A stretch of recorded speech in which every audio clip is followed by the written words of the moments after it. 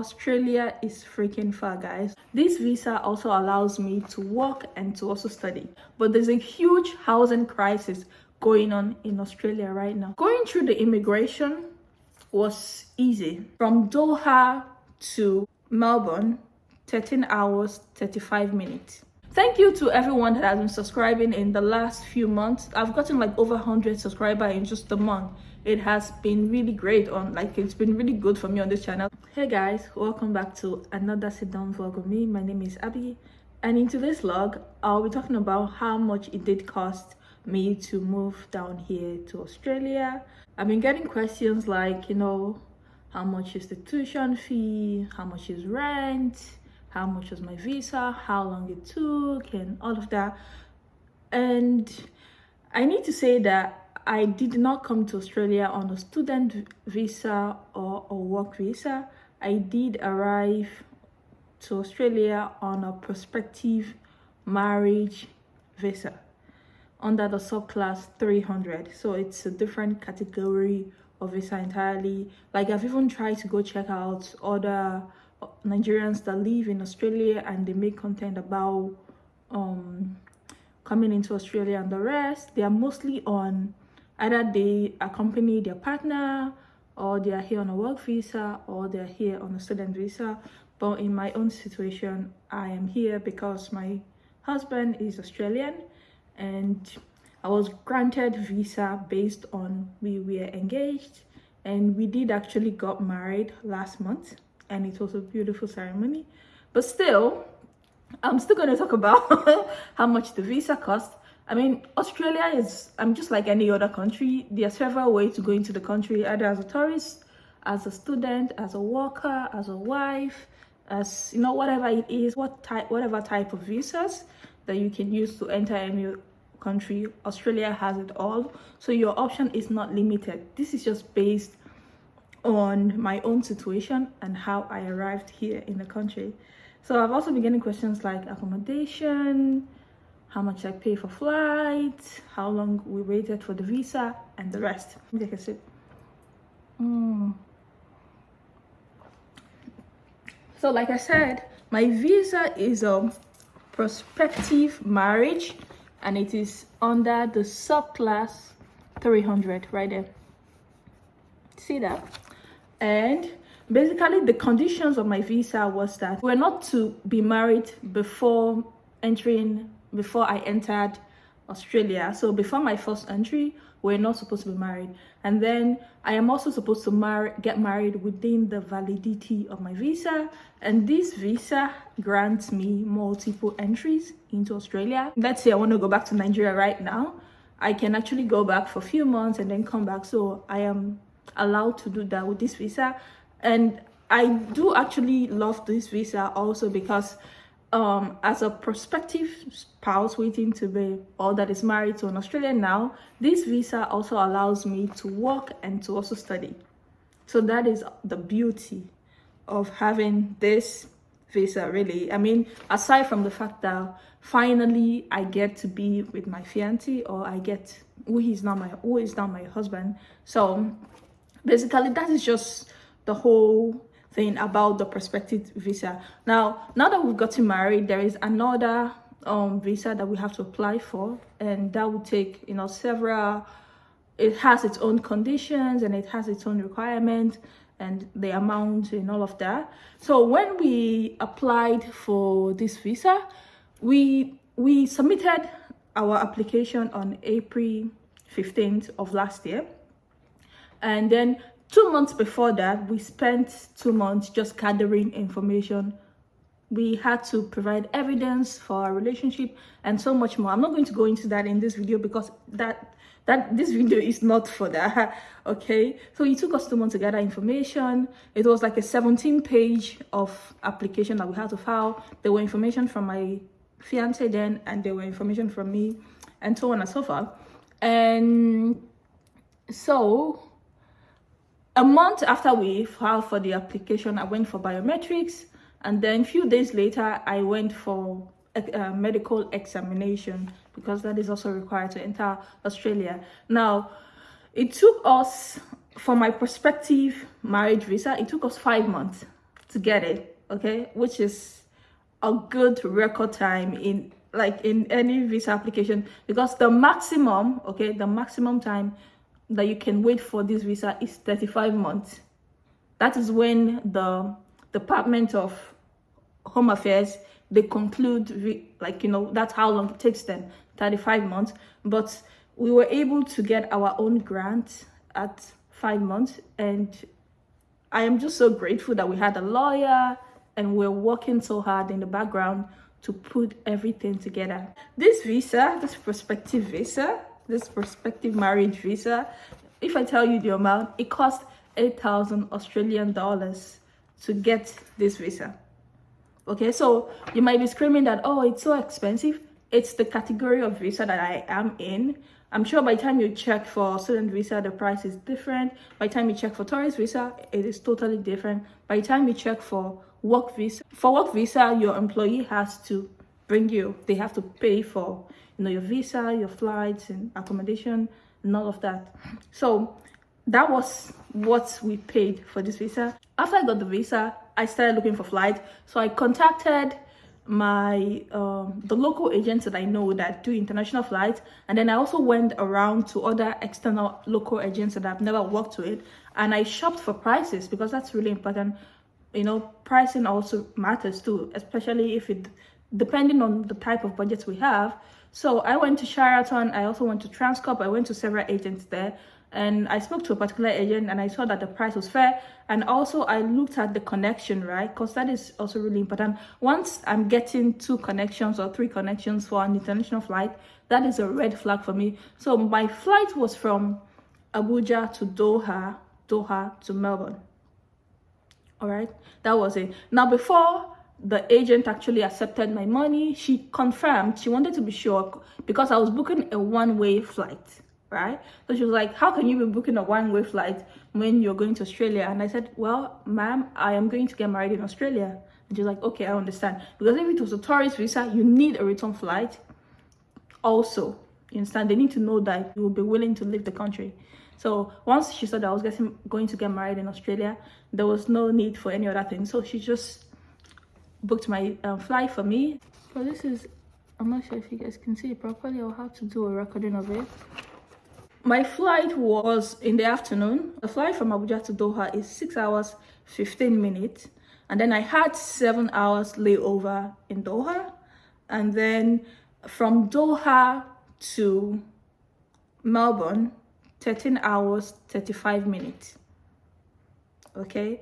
Because Australia is freaking far, guys. Like, it is really, really far. And yeah, so that was basically how I booked my flight. And the price of the flight, okay, the price of my flight was 2.6 M. All right? If you can find a cheaper flight, that's fine. This was last year, so I don't know if it would have increased or if it would have decreased, but that was what I paid for my flight to come to Australia. On the day I was going to leave Nigeria for Australia, for any international flight, I make sure I leave home 4 hours before. So 1 hour is to commute from anywhere I am to the airport. Now, if I am closer, there have been situations where for international flights, I will stay at a hotel close to the airport.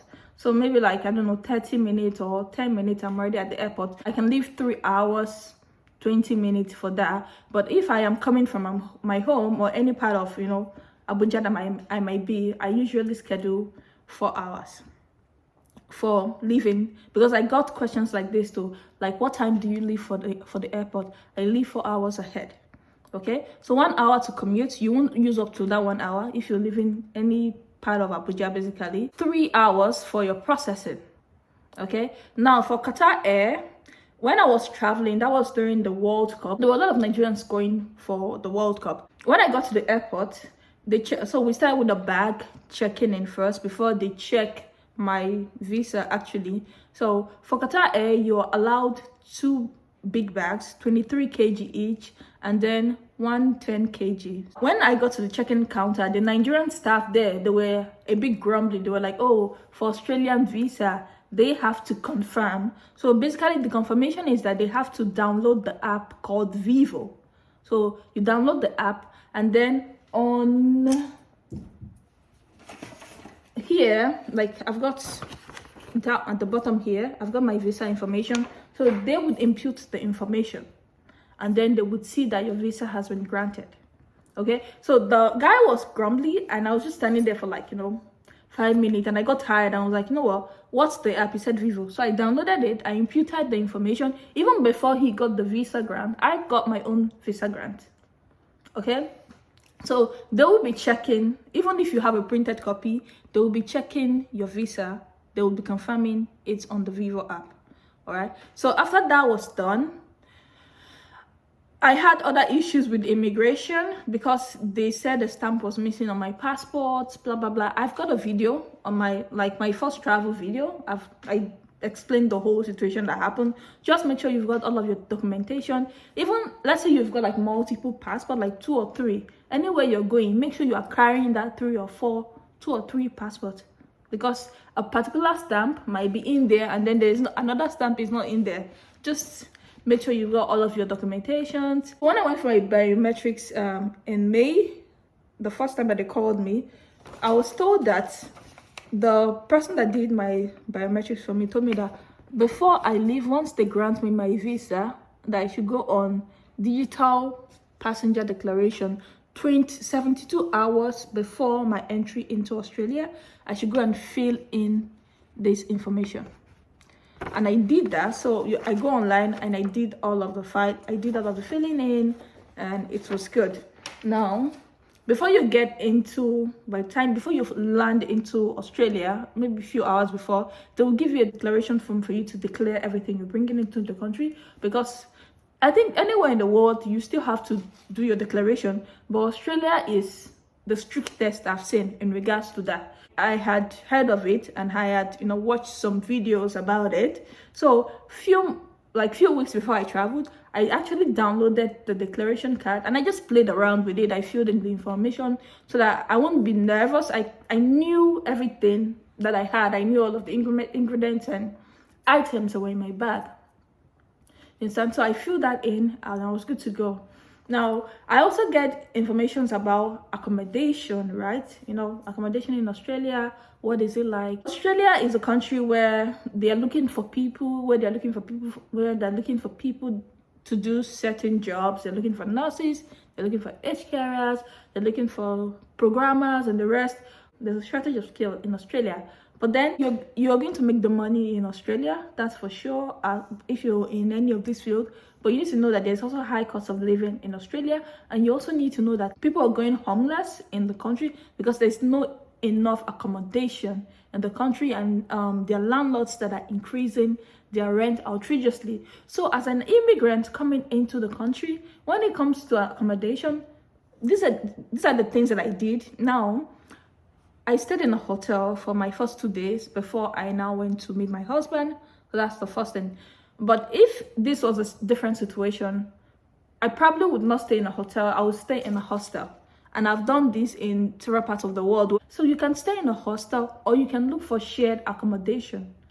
All right?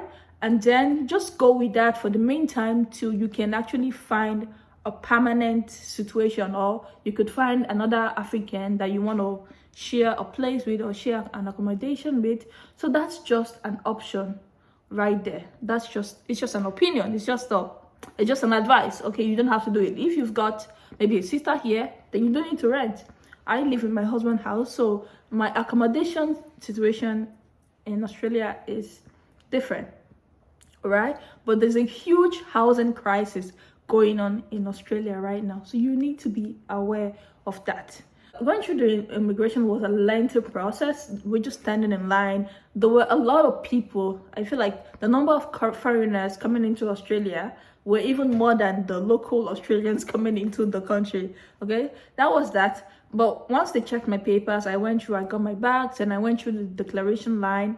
And I'm glad to say I have videos on this, bringing food into Australia, bringing your local food. I have, guys, I've got stories because I talked to some of you in my DMs. I've got messages about bringing food. I've got messages about, declaration forms and the rest. And I've got messages of people making mistake and they not being able to bring their food into the country successfully.